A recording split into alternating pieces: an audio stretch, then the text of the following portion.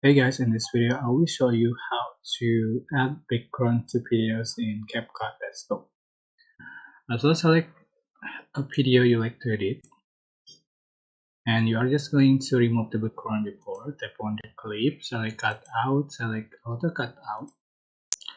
So the background has been removed and just select the image or video you like to add as a background.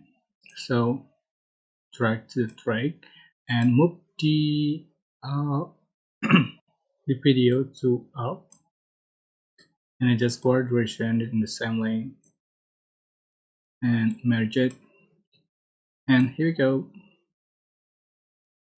So this is how to add background to videos in CapCut PC.